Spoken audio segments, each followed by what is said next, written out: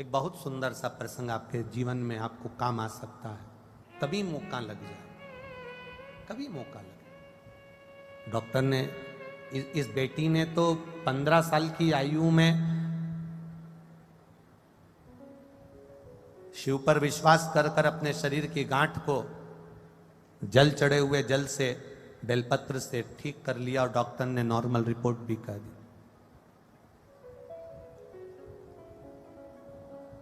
आपसे कहना चाहेंगे कभी मौका लगे और कोई ऐसा डॉक्टर कहे कि ऑपरेशन होगा, ऑपरेशन होगा या शरीर में ये रोग आ गया है और बड़ा भारी रोग है, इस रोग का कोई इलाज नहीं है, तब उस जगह पर एक बेलपत्र, मात्र एक बेलपत्र अपने दरवाजे से, अपने घर से लेकर जाना। पहले बेलपत्र की पत्ती अपने घर में लाएं, घर में लाकर जिस स्थान पर जल का पात्र भरते हो, जिसको हमारे यहाँ पितरों का स्थान कहते हैं, परिंडा कहते हैं। अब यहां पर क्या बोलते हैं वो मालूम नहीं है हमको, हमारे यहाँ परिंडा कहते हैं। परिंडा मतलब जहां जल भरकर रखते हैं, पानी भरकर रखते हैं, हंडा भरकर रखते हैं, बाल्टी भरकर रखते हैं। रसोई घर में जहां पानी भरते हो भोजन बनाने के लिए, लोगों को पिलाने के लिए। आजकल तो वो डब्बा लग गया आरओ का, तो लोग हंडा वंडा नहीं रखते, पर हमारा तो निवेदन है कि भले वो आरओ का डब्बा लग गया हो, भले वो डब्बा लग गया हो, पर हमारा निवेदन है कि एक छोटा सा हंडा, भले स्टील का, तांबे का, पीतल का या मिट्टी का, एक हंडा आपके पास में होना चाहिए। एक हंडा हमारा निवेदन है, होना चाहिए, वो पितरों का स्थान है। अब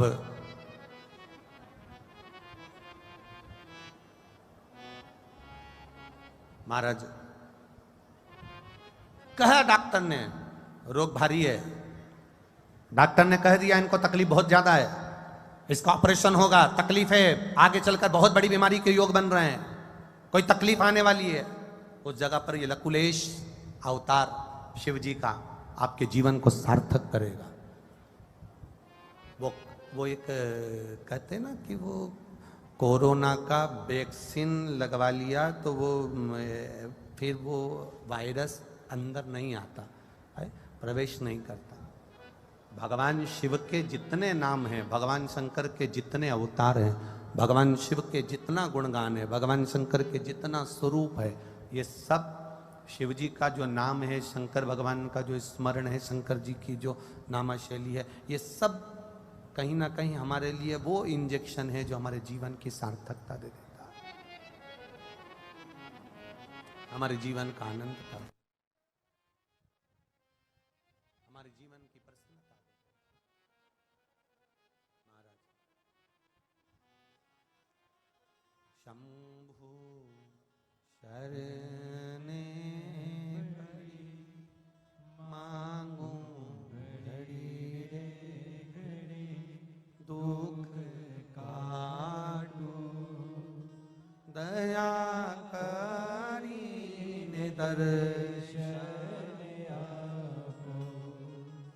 शंभु शरणे पड़ी मांगू घड़ी रे घड़ी, दुख काटो दया करी ने दर्शन आपो। लकुलेश अवतार, एक बेलपत्र सबसे पहले अपने घर में जहां पानी कंडा है, परिंडा है, जल है, स्थान है, वहां रखकर पात्र में, स्वच्छ पात्र में अपने पूर्वजों का स्मरण कर कर वो बेलपत्र, बेलपत्री के वृक्ष के नीचे उसकी जड़ का स्पर्श कर कर वो बेलपत्र देवाधिदेव महादेव को समर्पित कर कर फिर एक लोटा जल बाबा को चढ़ाकर उसका आचमन कर कर फिर चले जाओ। डॉक्टर कह कर भेजेगा अब बीमारी इतनी बड़ी नहीं है, उसको कंट्रोल करा जा सकता है। नाम कौन सा लेना है? जम के बोलो जरा। लकुलेश महादेव, शिव का एक अवतार, अड़भंगा अवतार है मेरे महादेव का, अड़भंगा अवतार, लकुलेश अवतार।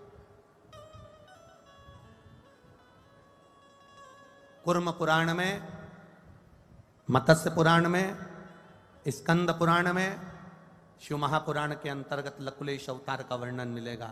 फिर मेरे लकुलेश भगवान ने जो कि अड़भंग जीव, दो दो दो अवतार मेरे बाबा के बड़े विचित्र, एक अवधूतेश्वर, एक लकुलेश।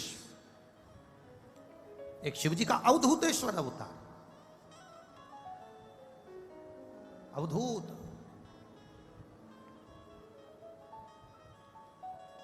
जब महादेव को क्रोध आया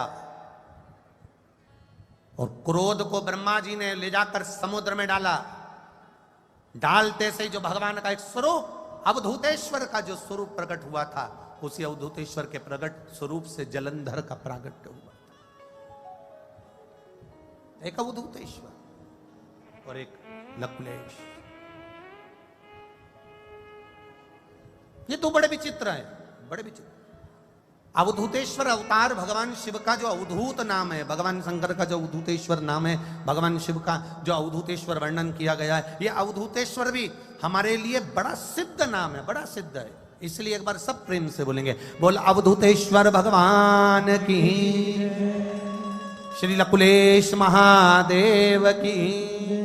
ये लकुलेश भी भगवान शिव का एक आनंदित अवतार, एक श्रेष्ठतम, हे थोड़ा सा अड़भंगा, तन पर भस्म, जटा, नेत्र, हाथ में कपाल, सुंदर, एक छड़ी, शरीर पर कोई वस्त्र नहीं, लकुलेश भगवान, और चले अड़भंगे होकर पार्वती जी के संग। अड़भंग हो,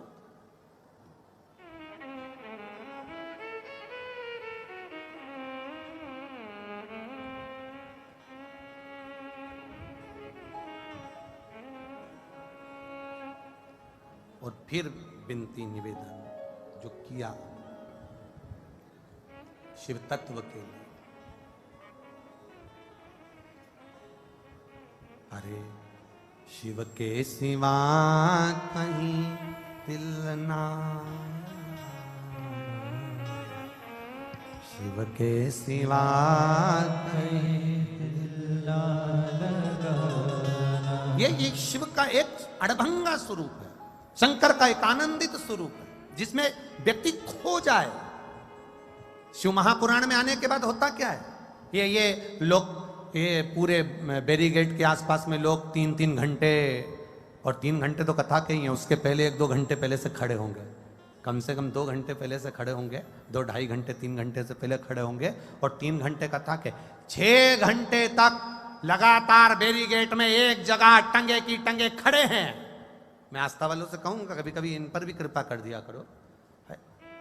3 घंटे पहले से 3 घंटे कथा के 6 घंटे तक एक जैसे खड़े इंतजार में, उसकी परीक्षा। और ये फिर कहेंगे, ये कहीं और अगर कोई प्रसंग होता और कहीं अगर कथा का भाव होता तो लोग इनके लिए सोफा और कुर्सी और मेटिन और बढ़िया आनंद में बिछा देते, पर इनकी जो भक्ति है ये कोई व्यवस्था नहीं देखती, इनकी भक्ति केवल महादेव देखती है और महादेव के चरण देखती है, ये अविरलता भक्ति। मैं प्रणाम करता हूं आप लोगों को, धन्यवाद, बहुत बहुत साधुवाद। आप अपना कीमती समय निकालकर मेरे शंकर की भक्ति को पाने के लिए आए हो, और ये विश्वास के साथ इस व्यासपीठ से कह सकता हूं, आपकी भक्ति खाली नहीं जाएगी। 3-4 घंटे खड़े रहे हो, उसकी भक्ति खाली नहीं जा सकती, आपका जीवन आनंदित होगा, ये निश्चितता है। आयो, बड़ी दूर दूर से आए, बड़ी दूर दूर से, कोई धूप में खड़ा है, कोई कहीं खड़ा है, कल पानी गिरता रहा उसमें खड़े रहे, ये अविरलता भक्ति है तुम्हारी, ये तुम्हारी अविरल भक्ति, ये खाली नहीं है।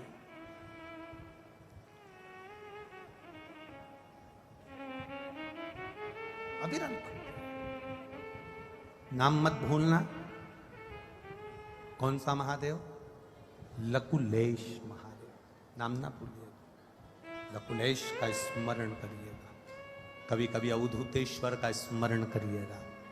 एक माँ, आज हम जब विजयवर्गीय जी के यहाँ पर ठहरे हुए तो वहाँ आते आते वो विजयवर्गीय जी की धर्मपत्नी ने बहुत सारी माताएं वहाँ पर बैठी हुई थी, तो उनमें से एक माता से मिलवाया विजयवर्गीय जी की धर्मपत्नी ने, आदरणीय भाभी जी माता जी ने, कि गुरुजी इनको कैंसर हो गया था। वो बैठी है कि जिसको कैंसर हो गया था, कथा में आई है क्या?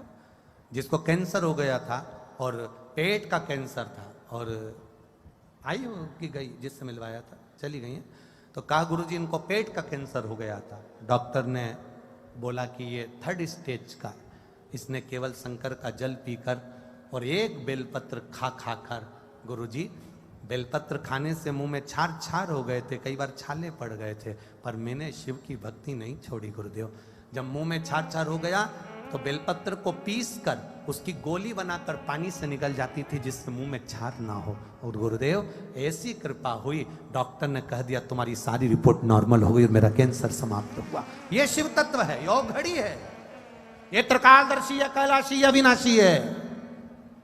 शिव कथा कहती है महाकाल वन में मेरे देव अधिदेव महादेव लकुलेश महादेव बनकर पधारे। पार्वती जी ने 4 शिष्यों की परीक्षा ली। ये बचपन, ये जवानी, ये अधेड़ी, ये बुढ़ापा हमारा परीक्षाओं में निकल जाता। एक बात कहेंगे, सबकी परीक्षा लो, पर किसी सतगुरु की, जो शंकर पर भरोसा करता हो, शंकर पर विश्वास करता हो, शंकर पर दृढ़ता रखता हो, शिव भक्ति में जो 24 घंटे डूबा रहता हो, या मेरे भगवान देव अधिदेव महादेव की कभी परीक्षा मत लो। मेरे शंकर की कभी परीक्षा मत लो।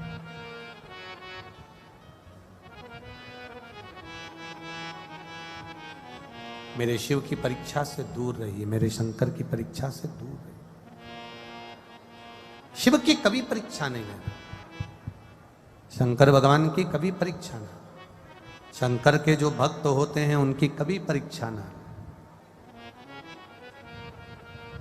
ज्ञान देने वाले बहुत मिलेंगे आपको, बहुत सारा ज्ञान देंगे, बहुत सारी बातें बोलेंगे, पर हमें उस महादेव की कोई परीक्षा।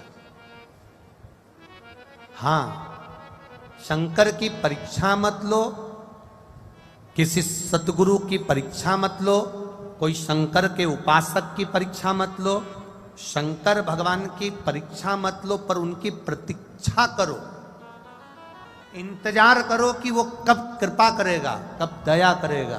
तेरे मंदिर में आना मेरा काम है और मेरी बिगड़ी बनाना तेरा काम है।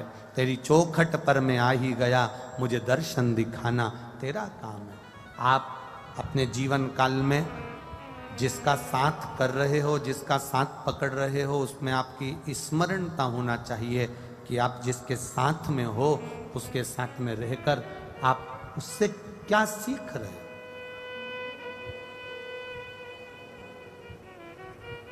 अच्छी जगह पर बैठोगे अच्छा कुछ प्राप्त होगा, बेकार जगह पर बैठोगे बेकार कुछ प्राप्त होगा। 3 घंटे आप इस कथा के पंडाल में बैठे हो तो तुमने कोई गलत काम नहीं किया है। 3 घंटे बैठकर कथा के पंडाल में से कुछ ग्रहण किया है। 3 घंटे बैठकर कथा के पंडाल में तुमने कोई झूठ नहीं बोला, कपट नहीं करा, बेईमानी नहीं करी, प्रपंच नहीं करा, कोई गलत कार्य नहीं करा, किसी को अपशब्द नहीं कहे, किसी को ताना नहीं दिया, किसी को आड़ी टेढ़ी बात नहीं बोली। 3 घंटे बैठकर तुमने भजन किया। अच्छी जगह बैठे हो, अच्छा तुमको मिलेगा जरूर, अच्छा तुमको प्राप्त जरूर होगा, ये निश्चित।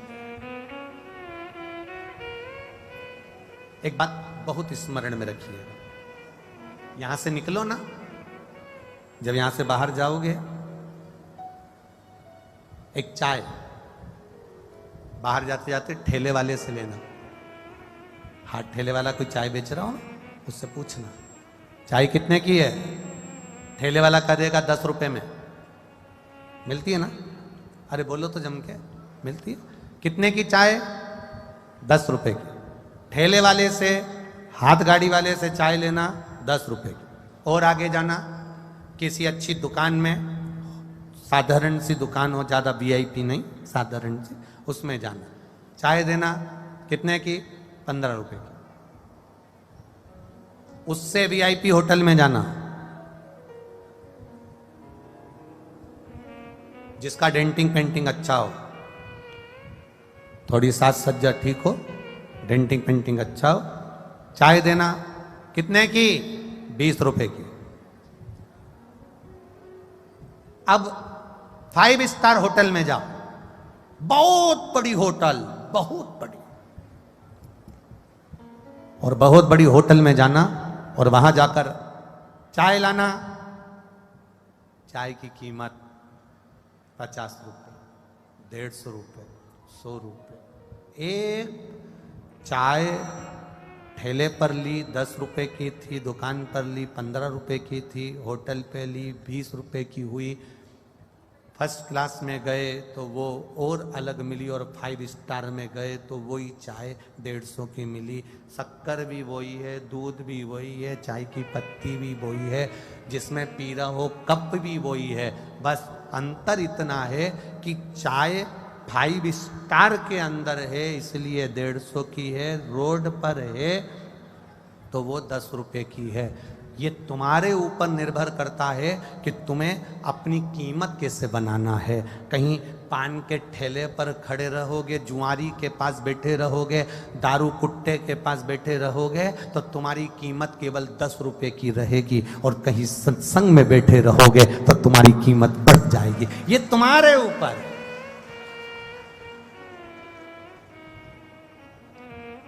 ये तुम पर निर्भर करता है। ये तुम्हारे ऊपर निर्भर करता है कि तुम किस जगह पर बैठे हो, किस स्थान पर बैठे हो, किस जगह पर बैठे हो। ये तुम्हारे ऊपर निर्भर करेगा। आप बैठे कहां हो, आप किस स्थान पर बैठे हो, ये आपके ऊपर निर्भर करता। महाराज, एक 10 रुपए की चाय साधारण से ठेले पर से 5 स्टार होटल तक चली गई। 5 स्टार होटल पर उस चाय की कीमत बढ़ गई। अर्थात हम अच्छी जगह पर अगर बैठें, सत्संग में जाकर बैठें, संकीर्तन में जाकर बैठें, भगवान की अविरल भक्ति में जाकर बैठेंगे तो निश्चित है हमारी स्वयं की कीमत मेरा देव अधिदेव महादेव बढ़ा ही देता है। वो कीमत बढ़ा, स्वयं की कीमत बढ़ा, स्वयं। हमारी कीमत हमारी अच्छी जगह पर बैठने पर है, हमारी कीमत हमारी श्रेष्ठ जगह पर बैठने पर है, हमारी कीमत हम श्रेष्ठ जगह पर पहुंचे वहां से है। हमारे भगवत भजन से हमारी कीमत को आंका जा सकता है। तुम भगवान का भजन कर रहे हो, तुम स्मरण कर रहे हो। मीराबाई को कई लोग अपशब्द कहते थे, कर्माबाई को कई लोग अपशब्द कहते थे, काना दे देते थे, आड़ा टेढ़ा शब्द कह देते थे, अपशब्दों को कह देते थे। पर मीराबाई, कर्माबाई, नामदेव, तुकाराम, प्रहलाद, ये जितने जितने शंकर के भक्त हुए हैं, इन्होंने अपनी अविरलता भक्ति को पाने का प्रयास किया। अविरल भक्ति। इसलिए खाली ना जाता कोई दर से तुम्हारे। आप भी बोलिए, खाली न जाता कोई दर से तुम्हारे, मैं भी खड़ा हूँ नन्ही बाहें बसाए, अपने हृदय से लगा लो, लगा लो, गिरा जा रहा हूँ, उठा लो, उठा लो, भोले अपने दर से अब तो न टालो, गिरा जा रहा हूँ, उठा लो, उठा लो। शिव की आराधना भक्ति। मेरे महादेव के 3 नेत्र हैं। कितने नेत्र हैं? 3। आपके कितने नेत्र हैं? कितने? 2। ना ना ना ना। शंकर भगवान अगर पृथ्वी पर रहते हैं, मृत्यु लोक में मेरा देव अधिदेव महादेव अगर रह रहे हैं, तो मेरे शिव जी अगर मृत्यु लोक के देवता हैं तो उनके 3 नेत्र हैं। देव अधिदेव महादेव के 3 नेत्र हैं। तो हमारे भी कितने नेत्र हैं? 2 नहीं, 3। एक, हम अपनी अच्छाई को देखें, दूसरा हम अपने परिवार की अच्छाई को देखें, और तीसरा नेत्र हम अगर दूसरे की बुराइयों को ढूंढ रहे हैं तो हमारा करा गया अच्छा कर्म नष्ट हो जाता है। 3 नेत्र शिव के। ये साधारण नहीं है महाराज। अपनी अच्छाई देखना एक नेत्र का काम है। मैंने जो करा बहुत अच्छा करा, मैंने जो किया बहुत अच्छा किया। दूसरा नेत्र जिससे हम अपने परिवार की अच्छाई देखते हैं, मेरे परिवार ने जो करा बहुत अच्छा करा। और तीसरा नेत्र मेरे महादेव ने सबको दिया है, जिससे वो हर एक व्यक्ति की बुराई ढूंढा करता है, चाहे वो जहाँ रहता है किसी न किसी में से कुछ ना कुछ बुराई ढूंढने का प्रयास करता है। उसने करा ऐसा कर दिया, उसने बोला ऐसा बोला। शिव तत्व मना करता है। मेरे ओघड़दानी की कथा कहती है, मेरे शंकर भगवान का चरित्र कहता है, शिव तत्व कहता है, देवाधिदेव महादेव की पावन कथा कहती है कि हम अपने नेत्र का सदुपयोग क्या कर रहे हैं। हम अपने नेत्रों का सदुपयोग क्या करें।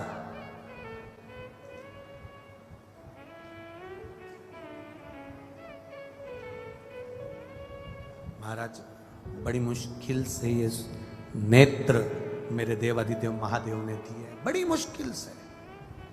हम इसका उपयोग क्या कर रहे हैं। जो शरीर मिला, 2 मित्र थे, दोनों मित्र शहर में गए, मकान लिया किराए से, मकान किराए से लिया, उसमें रहना चालू कर दिया। एक मित्र और दोनों मित्र रहते रहते कुछ महीने साल निकल गए,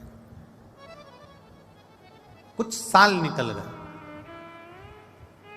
और सालों निकलने के बाद में जब साल निकलते गए एक दिन मकान मालिक आया और मकान मालिक ने कहा, दोनों से कहा मकान खाली कर दो। दोनों से कहा मकान खाली करो। अब पहला नंबर का जो मित्र था उसने तो तुरंत मकान खाली कर दिया और अपने गांव को अपने दूसरे मकान में चल दी तुरंत। अब दूसरे नंबर का जो मित्र था उससे मकान मालिक ने कहा, चलो मकान खाली करो। उसने कहा, काय को मकान खाली करूं? 70 साल 75 साल इस मकान में रहते रहते हो गए, तो मैं मकान खाली काय को करूं? मैं मकान खाली नहीं करने वाला। 75 साल 80 साल हो गए रहते रहते मकान खाली नहीं करूं। नहीं करा। अदालत में केस चला, बाद में मकान मालिक जीत गया, मकान खाली करना पड़ा। पुलिस वाले आए, धक्का दिया, सामान फेंका, मकान खाली। एक ने तुरंत खाली कर दिया और दूसरा अपने मकान को खाली नहीं कर पा रहा। बड़ी बड़ी विडंबना है। एक तुरंत खाली कर देता है और दूसरा खाली नहीं कर पाता। उसी तरह 2 तरह के लोग संसार में रहते हैं। एक जो भगवान की भक्ति में जुड़ा हुआ है, भगवान के स्मरण में जुड़ा हुआ है, अविरल भक्ति में लगा हुआ है, तुरंत नोटिस आया और इसने मकान खाली करा, अपने इस मकान को तुरंत खाली कर देता है और ये आत्मा परमात्मा की ओर चली जाती है। और दूसरे नंबर का मकान में रहने वाला किराएदार वो होता है, पलंग पर पड़ा है, सड़ रहा है, परमात्मा खाली कराने को कह रहा है तो भी ये मकान को खाली नहीं कर पाता, उलझा रहता है, आसक्तियों में पड़ा रहता है, आसक्तियों में पड़ा, उलझा पड़ा, आसक्तियों में पड़ा हुआ है, आसक्तियों में रमा हुआ है, आसक्तियों में समाहित है वो।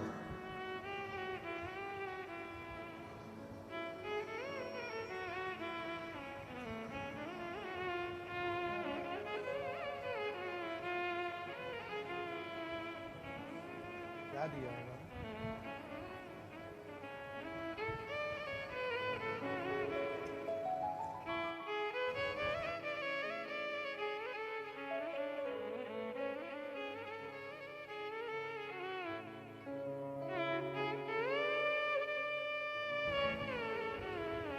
आसक्तियों में पड़ा हुआ है।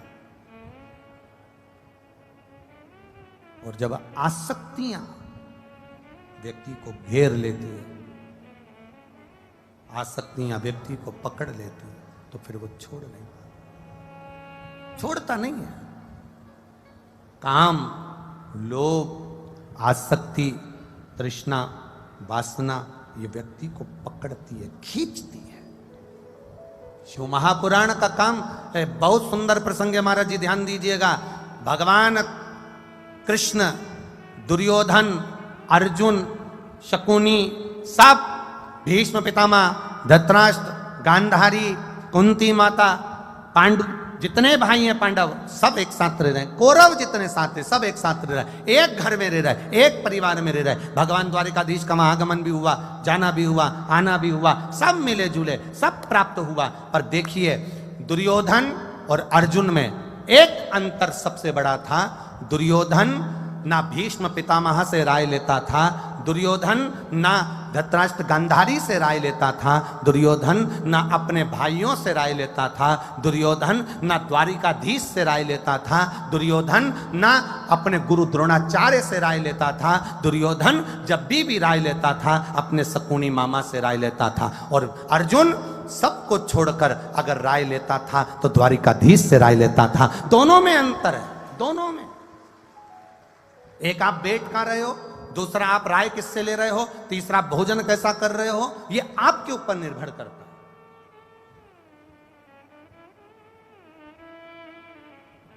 ये आपके ऊपर निर्भर है कि आप क्या पाना चाहते हैं, कैसे भगवत भजन करना चाहते हैं। कितना सुंदर कहा है महाराज जी। मां जगतजननी पार्वती जी महाकाल वन में भ्रमण कर रही हैं, महाकाल वन में घूम रही हैं। मां पार्वती महाकाल वन में भ्रमण कर रहे, और भ्रमण करते करते महाकाल वन में जब पार्वती जी ने भ्रमण किया, माता पार्वती ने भ्रमण करते करते क्या देखा।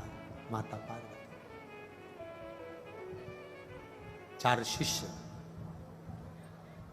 शिवजी, लकुलेश भगवान, भिक्षा का पात्र, एक कप्पर और एक हाथ में छड़ी लेकर मेरे महादेव सम्मुख में खड़े हैं। 4 स्थान पर मेरे महादेव जी ने, मेरे देवाधिदेव महादेव ने भिक्षा मांगने का प्रयास किया। 4 स्थान।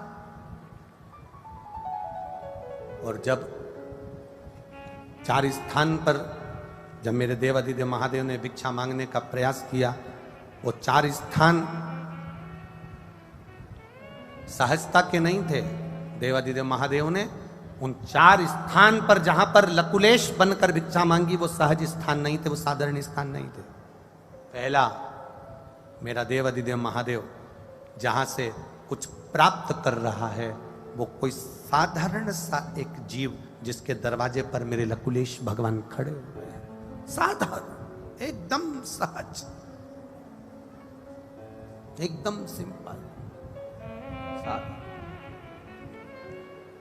आवाज लगाई मेरे महादेव ने, अलख निरंजन हर हर। मेरे महादेव ने आवाज लगाई, तेज आवाज लगाकर, तुरंत उसी पथ पर आवाज लगाकर कहा, भिक्षाम देहि। लकुलेश भगवान भिक्षा मांग रहे हैं, बहुत भूख लगी है, दीजिए भिक्षा। हाथ जोड़कर एक साधारण सा जीव, उसको दुनिया के लोग साधारण को गरीब समझ लेते हैं और गरीब को साधारण समझ लेते हैं। ये गलत फहमी है। शिव कथा कहती है, जिसको भगवान ने पूरा शरीर दिया है, 2 नेत्र दिए हैं, वाणी दी है, श्रवण शक्ति दी है, पांव दिया, हाथ दिया।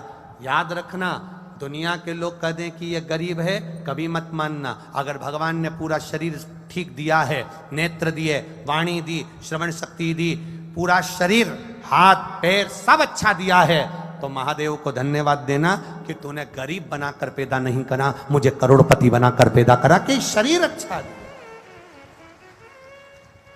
अगर ये शरीर बेकार दे देता, एक आध आंख गड़बड़ करके दे देता, कान गड़बड़ दे देता, मुंह गड़बड़ दे देता, या मेरे शरीर में कोई रोग लग जाता और मैं पलंग पर पड़ा रहता, तो वो किस काम का था। इस शरीर ठीक दिया तू, ये तेरी उदारता, ये तेरी कृपा है, ये तेरी दया है।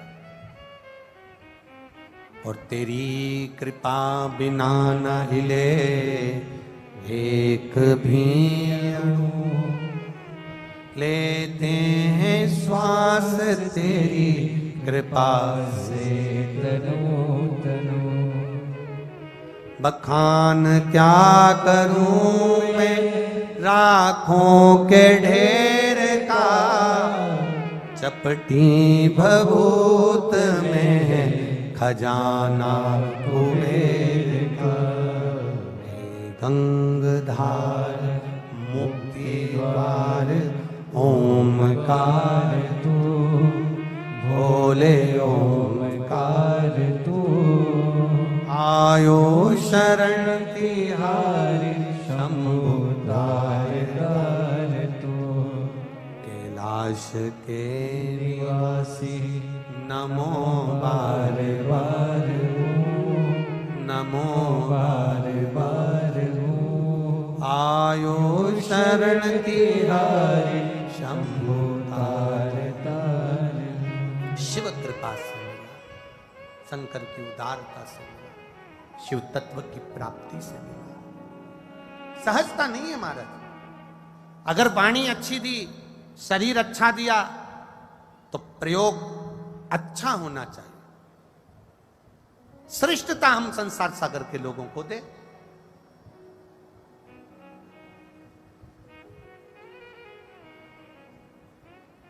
दो जगह ब्रेक होना बहुत जरूरी है। कितनी जगह? बोलो बोलो, जम के बोलो। दो जगह पर ब्रेक होना बहुत जरूरी है। एक गाड़ी में ब्रेक होना जरूरी है और एक अपनी वाणी में ब्रेक होना जरूरी है। ये दो जगह के ब्रेक जीवन में सफलता दे जाते हैं। गाड़ी में ब्रेक नहीं है तो एक्सीडेंट हो जाएगा, जी बर्बाद हो जाएगा। और वाणी में अगर ब्रेक नहीं है तो व्यक्ति नष्ट है, जीवन बेकार है। बड़ी जरा जरा सी बात में क्रोध कर देना, गाली दे देना, अपशब्द कह देना, आड़ा टेढ़ा कह देना, बड़ी मुश्किल से मेरे भोले बाबा ने कोई करुणा करी होगी, कृपा करी होगी तो यह मनुष्य का शरीर दिया। बड़ी कृपा करी होगी तो सारा डिपार्टमेंट अच्छा दिया, एक भी डिपार्टमेंट गड़बड़ नहीं दिया। कुछ कृपा करी होगी तो वाणी अच्छी दी, कुछ कृपा करी होगी अच्छा पद दिया, कुछ कृपा करी होगी प्रतिष्ठा दी, कुछ कृपा करी होगी इज्जत दी, कुछ कृपा करी होगी अच्छा राज पाठ दिया, कुछ कृपा होगी तो धन और वैभव दिया। अब भगवान ने सब कुछ दे दिया, अब आपके ऊपर है कि आप अपनी गादी का, अपने इस वैभव का, अपने इस धन का, इस शरीर का सदुपयोग कर पाते हो कि नहीं कर पाते। ये आपके ऊपर निर्भर करता है कि हमें अपनी प्रतिष्ठा का, अपनी गादी का, अपनी कुर्सी का, अपने पद का, अपने आनंद का हमने उसका सदुपयोग करा कि ना करा। ये हमारे ऊपर निर्भर करता है।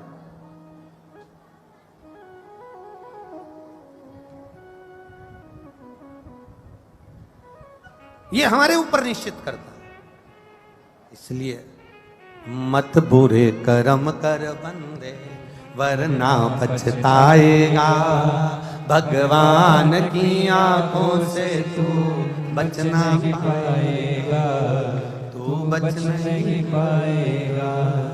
अरे ओ अज्ञानी मत करना नादानी, तेरे कर्म का फल भी तू ही पाएगा, जैसा किया तूने तेरे आगे आएगा।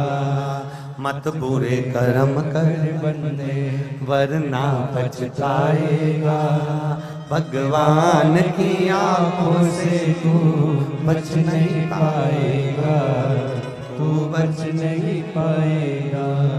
शंकर भगवान ने लकुलेश रूप धारण कर कर भिक्षा पात्र हाथ में लेकर, एक छड़ी हाथ में लेकर मांगने के लिए दरवाजे पर खड़े हैं। भूख लग रही है, कुछ दीजिए। सामने खड़ा हुआ साधारण सा एक सहज सा व्यक्ति हाथ जोड़कर कह देता है, निवेदन कर कर कह देता है, बाबा जी, ओ बाबा जी। साधारण सा व्यक्ति ने एक शब्द कहा, बाबा जी आप हमारे दरवाजे पर मांगने के लिए खड़े हो, निवेदन आपसे इतना है कि हम तो जो आप सामने खड़े हो आपसे ही तो मांगकर हम खाते हैं, और आज मेरा बाबा मेरे दरवाजे पर मांगने के लिए आया। कभी तुम्हारे दरवाजे पर कोई मांगने वाला आए ना तो अहंकार में मत फूलना कि तुम देने वाले हो। मांगा उसी के दरवाजे से जाता है जिसको भोलेनाथ ने पहले से दे रखा होता है, उसी के दरवाजे पर मांगने के लिए कोई जाता। आप अहंकार ना करते हुए कि मेरे पास मांगने के, ना ना ना ना, तुम्हें मांगने के लायक अर्थात तुम्हें मेरे बाबा ने इतना दिया है कि तुम्हारे दरवाजे पर लोग खड़े हैं, लाइन लगी है, आए गए पीछे आगे सब दूर, गाड़ी घोड़ा सब नौकर चाकर, ये मेरे बाबा की कृपा है। इसलिए ये मानना कि वो बाबा ने मुझे दिया है, इस लायक बनाया कि मैं किसी को कुछ दे सकूं। एक बिस्कुट का पूड़ा अगर आप बांट रहे हो, एक टॉफी आप बांट रहे हो, पूरी सब्जी आप बांट रहे हो, कुछ आप अगर दुनिया के लोगों को खिला रहे हो, तो ये मत सोचना कि तुम कुछ कर रहे हो, ये तो मेरे बाबा ने तेरा हाथ पकड़कर ऊपर की ओर बढ़ा दिया, तुझे इस लायक बना दिया कि तू कुछ दे रहा।